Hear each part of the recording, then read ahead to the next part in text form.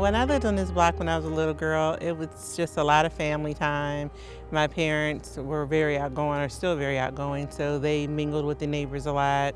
We always had people over at our house, and that included a lot of the neighbors. And this is where a lot of my memories are from. My imagination was sparked. A lot of friendships were made, so it's very interesting to be back here. I haven't been back here in quite some time. Wow, I cannot believe it. I know. It has been decades since we've been over here back in together. Your neighborhood. I know. And your house looks the same. It does look the same. The It's whole block looks actually. the same. Yeah. The most important thing about this house that I grew up in is probably the fact that this house has 2 basements.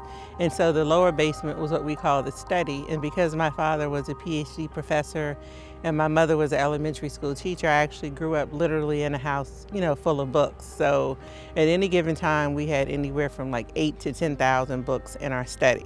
You know what I remember most? What? Is when I came over that night and you were coming up from the basement. You had been writing all night. Oh, yeah. And we said, what are you doing? And you wouldn't divulge what you were doing. I had no idea what I was doing. But what were you doing? Becoming Zane. That's what I thought. That's what I thought. Did we come over here as kids? Yeah. We did? Yeah. We used to walk through the back and come over here and play? Through the path right there. Through the path? Oh, okay. Cut through the backyard, come up through the path, and come over here. All right.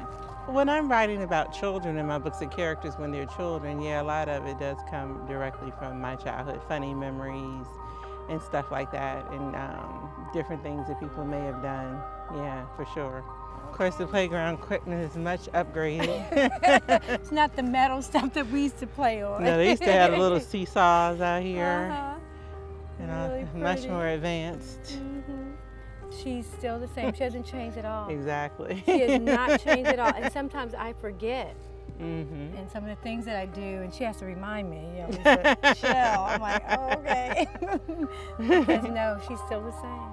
I was born very determined and very focused, and I wasn't sure where that determination would lead me, but I've always been very focused and always been a very big thinker. So I knew whatever I ended up doing, I wanted to be, A leader like she is. a leader. She's a leader. I was always one of the ones Even where though I'm older, she's no matter a leader. if it was a game of spades or Right. anything, if I couldn't win, I didn't want to play. Yeah. So That's right. yeah, Exactly. Always no matter smart. what it was, I always wanted to achieve. So yeah. The best thing about growing up over here as a kid is that this is Big Hood. He's the king of this. He's the king of all this. Big lived down here in the middle of the block. So when I say we was that close, it really was like 30 seconds away or whatever. This was Big crib right here. So you see, this is 226 St. James.